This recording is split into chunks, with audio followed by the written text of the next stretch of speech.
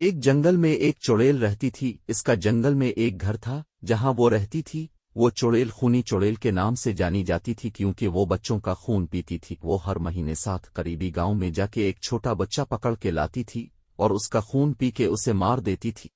وہ ہر چاند کی 14ویں رات کو اپنے گھر سے نکلتی اور اس کی آنکھوں میں خون اترا ہوتا تھا۔ وہ خونی نظروں سے دیکھ رہی ہوتی تھی۔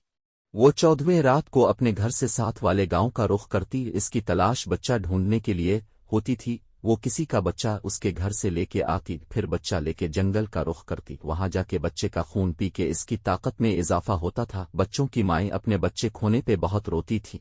گاؤں کے لوگ پریشان تھے کہ ان کے بچے دن با دن کم ہوتے جا رہے تھے۔ لوگوں کا خوف دن با دن بڑھ رہا تھا۔ بچوں کی مائیں بہت روتی تڑپتی تھی۔ ہر ماں کو خوف تھا کہ چڑیل ان کا بچہ اٹھا کے لے جائے گی، اور جن کے بچے وہ چڑیل اٹھا کے لے گئی تھی وہ مائیں تو روتی بلکتی تھی ہر وقت۔ اس جنگل میں ایک لڑکی رہتی تھی جو پھولوں والی لڑکی کے نام سے جانی تھی۔ اس کے سر پر پھولوں کی ٹوکری بنی ہوئی تھی۔ یہ عام انسانوں سے کافی مختلف تھی اور یہ جنگل کی کافی نایاب جڑی بوٹیوں کے بارے میں جانتی تھی۔ یہ بہت اچھی لڑکی تھی۔ یہ بیمار لوگوں کا علاج بھی جڑی بوٹیوں سے کرتی تھی۔ یہ جنگلی پھل کھاتی تھی اور جنگلی جڑی بوٹیوں کا قہوہ بنا کے پیتی تھی، اور یہ جنگلی جانوروں سے بہت پیار کرتی تھی۔ اسے جانوروں کی زبان سمجھ آتی تھی اور یہ جانوروں سے باتیں بھی کرتی تھی۔ ایک دن پھولوں والی لڑکی جنگل سے جا رہی تھی تو وہ اس خونی چڑیل کی جھونپڑی کے پاس سے گزری تو اس نے دیکھا کہ چڑیل ایک بچہ لے کے آ رہی تھی اور آ کے اس بچے کا خون پینے لگی۔ پھولوں والی لڑکی کو بہت دکھ ہوا کہ کیوں وہ چڑیل معصوم بچوں کو مارتی ہے۔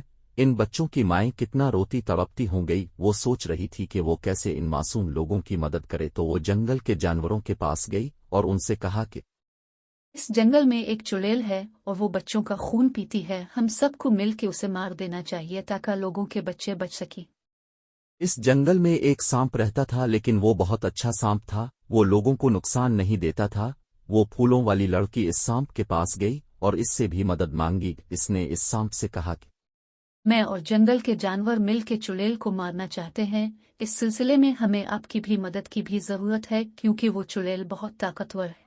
سانپ نے کہا کہ میں ضرور مدد کروں گا۔ اس کے بعد جنگلی جانور اس چڑیل کی جھونپڑی کے پاس گئے اور اس کے گرد خشک پتے رکھے اور پھر ان پتوں کو آگ لگا دی۔ چڑیل کی جھونپڑی جل رہی تھی تو سانپ نے بھی چڑیل کو ڈس لیا۔ چڑیل کو آگ لگ چکی تھی اور سانپ کا زہر اس کے جسم میں پھیل رہا تھا۔ چڑیل کی طاقتیں ختم ہو گئی تھی اور وہ جل کے مر گئی۔ اس کا گھر جل کے راکھ ہو چکا تھا۔ اب وہاں مٹی کے سوا کچھ نہیں تھا۔ پھولوں والی لڑکی نے جنگل میں جانوروں کا شکریہ ادا کیا کہ انہوں نے چڑیل کو مارنے میں اس کی مدد کی تھی۔ اس کے بعد پھولوں والی لڑکی نے گاؤں کا رخ کیا اور وہاں جا کے لوگوں کو بتایا جنگلی چڑیل مر چکی ہے، اب ان کے بچے محفوظ ہیں۔ لوگ سن کر بہت خوش ہوئے اور بچوں کی مائیں اب خوش تھی کہ اب ان کے بچے محفوظ ہیں۔